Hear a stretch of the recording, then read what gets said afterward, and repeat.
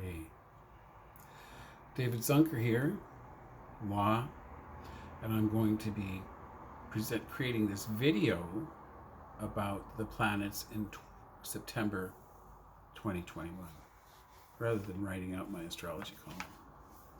This is so much better for me because I can just talk to you about the tension that's illustrated in astrology for 2021, the whole year really. We go back to December of 2020 when we had the Jupiter conjunct Saturn in early Aquarius. And this is the Jupiter conjunct Saturn in astrology is a big, important 20-year cycle. There's a lot to do with social, cultural consciousness and with the economy.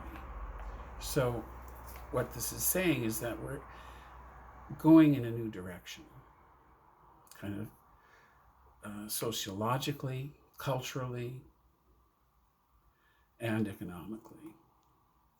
And so it's not to be expected. This is going to be an easy transition. It rarely is. It's surprising the stock market's held up the way it has. That may not be for that long. A big part of this tension this year is not only that Jupiter-Saturn 20-year cycle that started in late 2020, but it's also that 2021 holds a repeating Saturn and Aquarius square Uranus and Taurus. And what this is about is this Saturn and Aquarius, this new kind of way about what's right, what sort of cultural change, about things, a concept. Saturn and Aquarius is really about community, creating community. It's about social responsibility. It's a way to look at that. Now, some people are embracing this concept. It's a very unifying kind of concept and idea, but at the same time, it's proving to be very divisive because it is such a radical change. And what the whole kind of culture is moving away from is the way it was. And the way it was about government, social, religious systems that are really breaking down with Pluto still in Capricorn. And as these systems, structures, social structures, conceptual structures of thought, belief are breaking down, there's a new idea of what's responsible behavior and what is ethical. And so this is Saturn and Aquarius is now that it's squaring ever since February, a few times more this year, kind of close. And then I think around Christmas Eve, Saturn is again exactly square Uranus in Taurus. And it's really a symbol of, well, with these new ideas are not working out with traditional views of security and productivity. That if we are compelled to be more social creatures, which is really our nature, and less kind of selfish and about me, the me of the 80s is gone. So, which brings us, let's come back around to now, to September. So these tensions are still with us, but we're finding more of a enforced kind of shift into new ways of looking at things. So let's look at September. For the beginning of September is marked by two big aspects.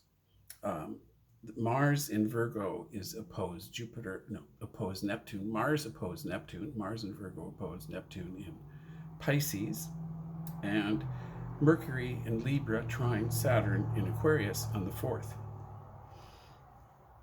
And the Mars opposed Neptune on the 2nd is really about kind of Neptune's so strong in its own sign. Mars in Virgo is kind of finicky, fussy, testy. So is this going to be, and then we have the moon on that day in Cancer, trine Neptune and sextile Mars. So in a sense, it's saying that there's an inspiration happening. And this inspiration may be felt as good feelings. And it says the solution to this opposition is in your personal feelings, being in touch with feelings, because there's some inspiration coming in that way from the collective consciousness. And this either spurs action about making things better, which is Virgo, Mars and Virgo, making things better, perfectionist, healing, and there's a healing quality to it. So we can either go with inspiration and healing, or we can get caught up in illusion and kind of stick with the ego mind and fight inspiration, or go with the inspiration. Mercury and Saturn is also a real kind of positive around, kind of stabilizes thought. So it's interesting to have these two positive indicators in the beginning of September. Let's move that into the 5th, when we have Venus square Pluto. And Venus square Pluto is like an emotional kind of test or trial. It suggests that it's sometimes it's just kind of hard to be nice. Sometimes it says we have to be realistic. Sometimes it says there's a compulsion, Pluto square Venus, in personal emotional matters. So really what this suggests is there is a positive current coming through in early September, but it doesn't really work well. It doesn't make personal relationships and personal kind of preferences a priority. It almost suggests an element of sacrifice or giving up of some things that just were not positive, but maybe were appreciated. And then this enters into the new moon on the 6th. So we got this whole first week of September culminating in this new moon, which is, new moons are always about initiatives. And the initiative in 15 Virgo here is really kind of important. There's these wild kind of Mars in Virgo trine Pluto in Capricorn, Venus in Libra trine Jupiter in Aquarius, Sun in Virgo trine Uranus in Taurus, and the whole moon, the new moon at 15 Virgo, is trine Uranus in Taurus. So it's saying new initiatives around new ideas, new ways of looking at productivity, new ways of making money. It's a time for everybody to be, if you're a working person, to think of income streams rather than my job, because there's a lot of areas of the economy that could be coming up to even further instability than we have experienced. But at the same time, it's saying it's a real opportunity to, with this, take for new initiatives with the new moon about new directions in productivity, in tech systems. Kind of look to tech as creating new jobs, new directions, new independence for people, and it's really working. So that's really kind of swift, accelerated, lots going on that first week of September. We get into a little lull, kind of, there's a lot to adjust to, adapt to. Venus moves into Scorpio on the 10th, which is kind of a general thing about no more Mr. Nice Guy. It's about, I don't care what people think. It's about, I have a purpose. I want what I want. I need what I need. And I want it to happen for me. Not that Scorpio is selfish, can be, but it's certainly purposeful. And for a lot of people, those purposes are beyond personal need, but are into kind of a larger social, spiritual need. And this is borne out later in that second week of September when the Sun in Virgo is opposed Neptune. It's like we had a preview of this on the 2nd with Mars opposed Neptune. Now we have the Sun opposed Neptune on the 14th. So that is really, again, in time of inspiration. Is it going to be inspiration or delusion? Indulgence or sacrifice? This is the polarity. Any opposition is a polarity, a teeter-totter. And this provides a solution with the moon in, where is the moon? Anyway, it's going to be trining the Sun. So I think it is also in Scorpio. So the moon in Scorpio is going to be, oh no, the moon is in Capricorn, so it's conjunct Neptune, conjunct Pluto, sextile the Neptune, trine the Sun. So here we are, the 14th, 15th, is really an opportunity for decisions, for inspiration. Mars moves into Libra also. There's a shift from in our desire nature, in our aggression to be more diplomatic. Solutions are diplomatic around the 14th and beyond for weeks, for a month and a half. And we move into the 16th, where we also have the Sun trine Pluto. So 14th, 15th, 16th, really kind of a time for inspiration and purpose. You know, you might think that in itself, the Sun opposed Neptune is problematical and delusional and about drugs and booze and kind of losing touch.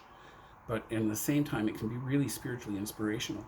And that the Sun is, so we have this ongoing, this sextile now between Pluto and Neptune.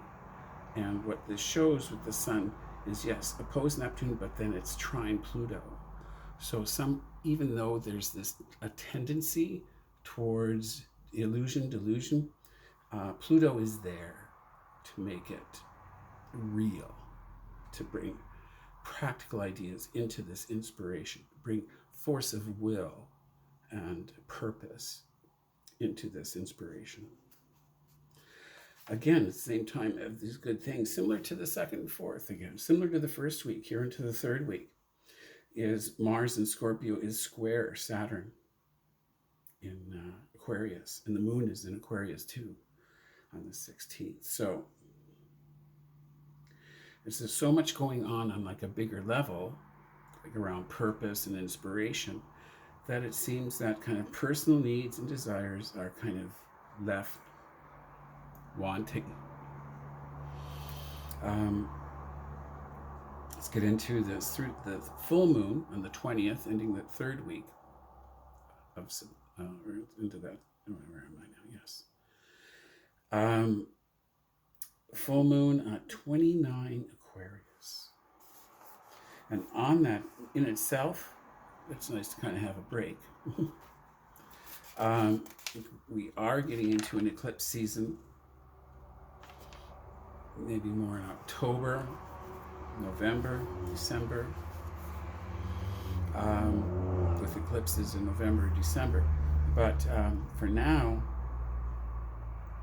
We have it's Mercury in Libra, trine Jupiter in Aquarius.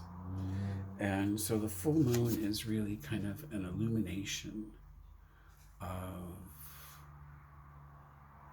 kind of where we're going, our kind of the bigger plan. What is the bigger plan? And for each of us, I don't really trust that there's big plans in kind of the bigger world, kind of culturally and politically and economically. That stuff seems to be just flopping around like a fish out of water, fish on the dock. But really, for ourselves, this full moon on the 20th is kind of an awakening, a feeling of I know where I'm going now. I know what I want to do. Mabon is the pagan name for the autumnal equinox celebration. And the autumnal equinox is the 22nd. So here we go into the sun into Libra at 12:21, kind of like that, 12:21 p.m. Pacific Daylight Time. Who knows? We might even stay in daylight time now after this. We'll see what our provincial government has to say about that here in British Columbia. But there's been talk of just staying in the daylight time. We'll see. But the shift into Libra, in that Mars has also just done that, shifted into Libra, as I mentioned, on the 14th. Now the Sun follows into Libra on the 22nd. And this whole Libra approach of diplomacy, of working things out, of why can't we all get along, is coming to the fore, probably when we need it. And followed closely on the 23rd by Venus oppose Uranus. And so Venus and Scorpio oppose the Uranus and Taurus thing we've been talking about change in values. And Venus in Scorpio says, well, if concepts about income and productivity and what is valuable and is changing, how can I get that to work for me? And oppositions like this are awarenesses. And Venus in Scorpio is how can I get those new systems, new ideas, new directions, economically, etc., socially, get them to work for me. And then also, of course, the Venus opposed Uranus concept is pretty bohemian, and it suggests kind of fun.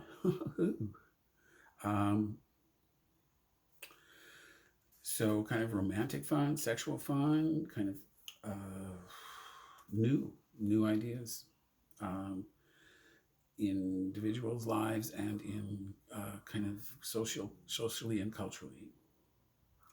The 25th, we have Mars in Libra trine Saturn and Aquarius, which is about progress, which is about a clearer channel in for achieving our desires in relationships, improving relationships, and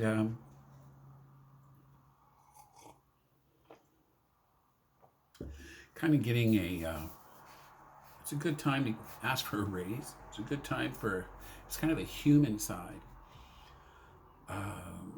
for rules, for kind of boss, kind of hierarchies are not so necessarily malleable, but can be influenced with reason here. Mars trine Saturn with effort.